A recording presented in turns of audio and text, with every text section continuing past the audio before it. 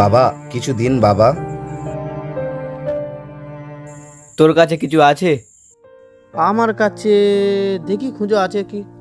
10 টাকাই পড়ে আছে পকেটে। আল্লাহ তোমার ভালো করুক বাবা।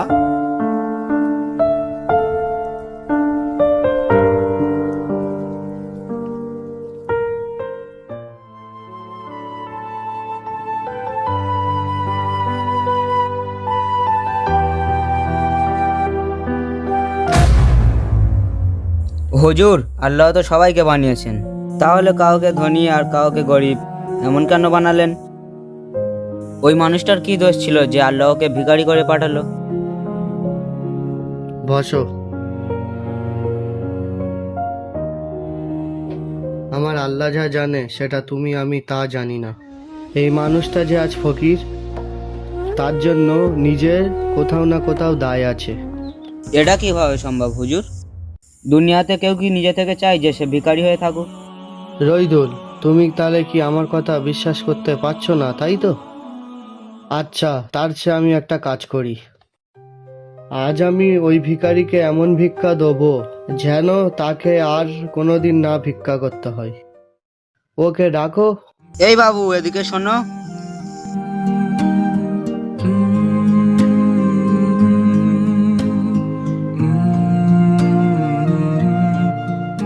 বলেন হুজুর। বসো। হে নাও, কাল থেকে তুমি আর ভিক্ষা করো না, কোনো ব্যবসা শুরু করো। হুজুর, আল্লাহ আপনার উপরে রহমত বর্ষণ করুক। আমি আপনাকে কথা দিচ্ছি হুজুর, কাল থেকে আমি আর ভিক্ষা করব না।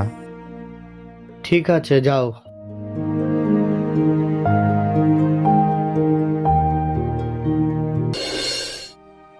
দেখলেন হুজুর, আপনি যেমন এই ভিখারিটাকে সাহায্য করলেন, এমন যদি ভিখারিকে সবাই সাহায্য করত, তাহলে আল্লাহর এই সুন্দর দুনিয়াতে কাউকে ভিক্ষা করতে হতো না।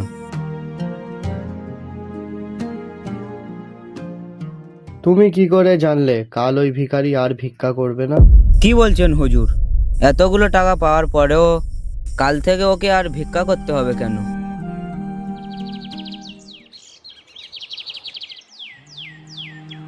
বহুদিন ভালো কিছু খাইনি, আগে এই টাকা নিয়ে আগে আমি পেট ভরে ভালো মন্দ খাবো।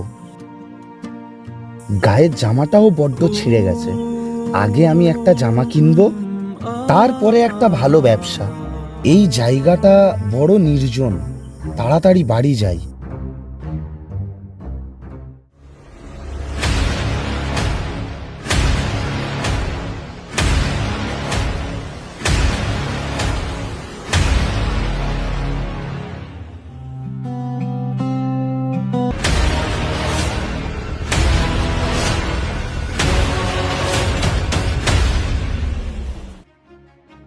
এই তোকে ভালোই ভালোই বলছি, তোর কাছে যা আছে আমাকে দিয়ে দে। বাঁচাও বাঁচাও, কে কোথায় আছো? এই প্রাণে বাঁচতে চাইলে চেল্লানোটা বন্ধ কর, যা আছে বের কর। বাবা, আমি ভিখারি মানুষ, আমার কাছে কিছু নেই বাবা। ভিখারির বাচ্চা, তোর কাছে কিছু আছে কিনা সেটা তো তোকে দেখলেই বোঝা যাবে। হাত উঁচু কর, হাত উঁচু কর বলছি।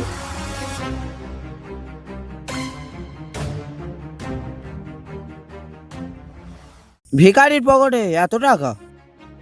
কি রে ভিখারির বাচ্চা, তুই বললি তোর কাছে কিছু নেই, আজকের মতন প্রাণে বেঁচে গেলি টাকাগুলো ছিল বলে। যা এখান থেকে। হায় আল্লাহ, জীবনে প্রথমবার এতগুলো টাকা হাতে এলো, আর একটা চোর এসে সব নিয়ে চলে গেল। আল্লাহ!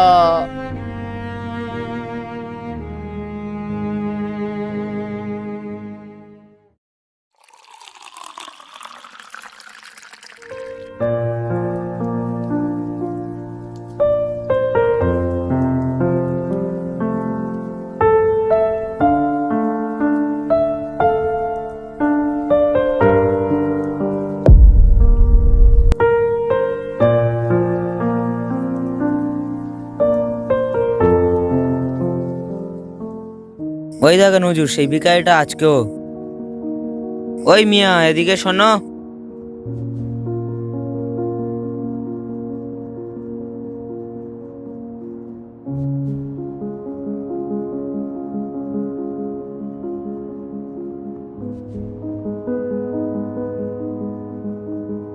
ওই মিয়া, কালকেই না তোমাকে 10,000 টাকা দিল, আজ আবারও ভিক্ষা করতে বেরিয়েছো, লজ্জা করে না? হুজুর, কাল আপনার কাছ থেকে টাকা নিয়ে বাড়ি ফিরছিলাম, এমন সময় একটা চোর এসে আমার গলায় ছুরি দিয়ে সব টাকা নিয়ে চলে গেছে। আমি আবার নিঃস্ব হয়ে গেছি হুজুর। মাথা ঠান্ডা করো রইদুল, এদিকে এসো। আচ্ছা আচ্ছা, আর কাঁদতে হবে না। আজ তোমাকে আমি এমন একটা জিনিস দেব, তোমাকে আর কোনোদিন ভিক্ষা করতে হবে না। কি বলছেন হুজুর? কালকেই তো সব নগদ টাকা এই ভিখারিকে দিয়ে দিলেন, আর কি এমন আছে ওকে দেওয়ার মতো?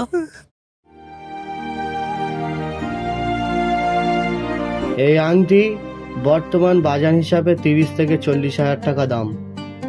যাও, এটা নিয়ে যাও।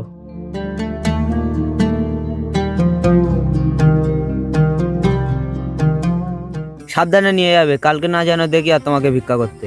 আবার এসে যেন বলো না যে আংটিটা চুরি হয়ে গেছে। না না হুজুর, আমি এই আংটিটা বেচে আবার নতুন করে জীবন শুরু করব, আর চুরি হবে না।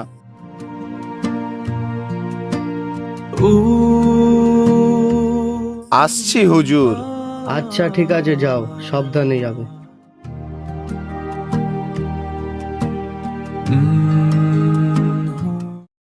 আচ্ছা হুজুর, আপনার কি মনে হয় এই ভিখারি কি কাল আবার ভিক্ষা করবে? কি করে বলবো, আল্লাহর যেটা ইচ্ছা, অপেক্ষা করো।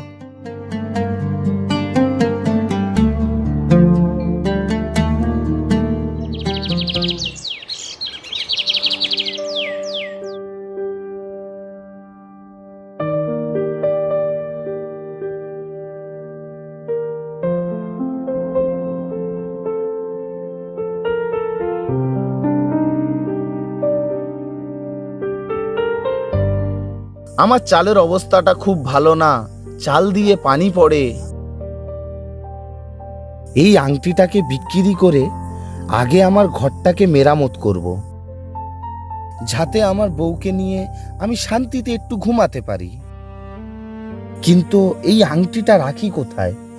এমন জায়গাতে রাখতে হবে যাতে না কেউ জানতে পারে। চোর তো ঘরেও আসতে পারে।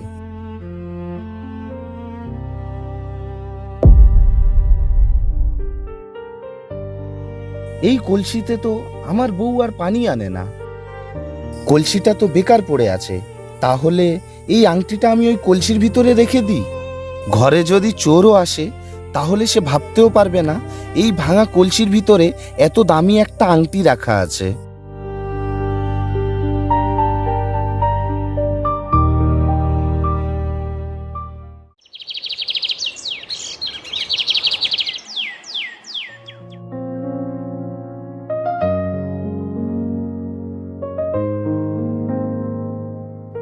হ্যাঁ গো, কোথায় যাচ্ছ এত সকালে? আমি বাজারে যাচ্ছি, গিয়ে দেখি কোনো সোনার দোকানদার আমার ওই আংটিটা নিতে রাজি হয় কিনা। দামটা ভালো করে যাচাই করতে হবে, বুঝলে? আংটিটাকে সাথে করে নিয়ে যাচ্ছ? কই দেখি আংটিটা কিরকম। তোমার কি মাথা খারাপ? আগে গিয়ে কথা বলবো, দাম দর ঠিক করব, তারপরে আমি ঘর থেকে আংটিটা নিয়ে যাব। একবার 10,000 টাকা খইয়ে বসে আছি, তুমি আবার কি চাও যে আংটিটাও খোয়াই? না না, তা চাইবো কেন? আংটিটা কোথায় রেখেছো সেটা অন্তত আমাকে বলো। তোমার অত শুনে লাভ নেই, কথায় বলে দিয়ালেরও কান আছে। যেখানে রেখেছি ঠিক জায়গায় রেখেছি। তুমি রান্না বাড়া করো, আমি আসছি।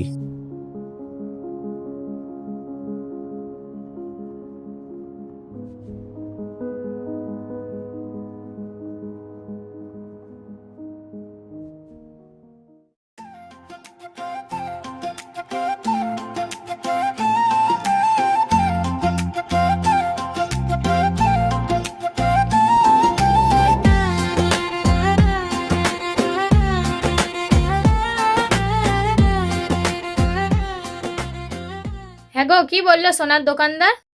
খুব ভালো খবর গো বউ, ওই আংটিটা বেচে অনেক টাকা পাওয়া যাবে। তুমি তাড়াতাড়ি দুটো ভাত দাও, খেয়ে আমি আংটিটা নিয়ে বাজারে যাব। আচ্ছা দিচ্ছি। আর হ্যাঁ, বাজারে যখন যাবে একটা নতুন মাটির কলসি কিনে আনো তো। কেন, কলসি তো ছিল, কি হলো কলসিটা? আজ যখন পুকুর থেকে কলসি নিয়ে ফিরছিলাম, হঠাৎ হাত থেকে পিছলে পড়ে কলসিটা ভেঙে গেছে। সে কি, তাহলে দুপুরে রান্নার পানি আনলে কি করে? ঘরের কোণে একটা পুরানো কলসি ছিল না, ওটা ধুয়ে পুকুর থেকে পানি এনেছি। সর্বনাশ! ঘরের কোণে যে কলসিটা ছিল সেটা তুমি পুকুরে ডুবিয়ে পানি এনেছো? হ্যাঁ, কিন্তু তাতে কি হয়েছে?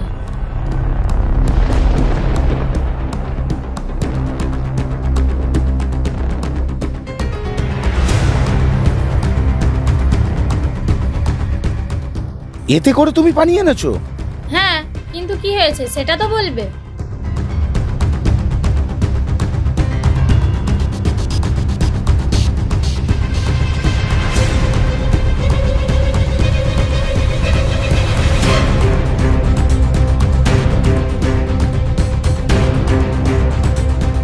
আরে কি হলো, কি হলো? আংটিটা কোথায় গেল? এর মধ্যে তো নেই। হায় আল্লাহ!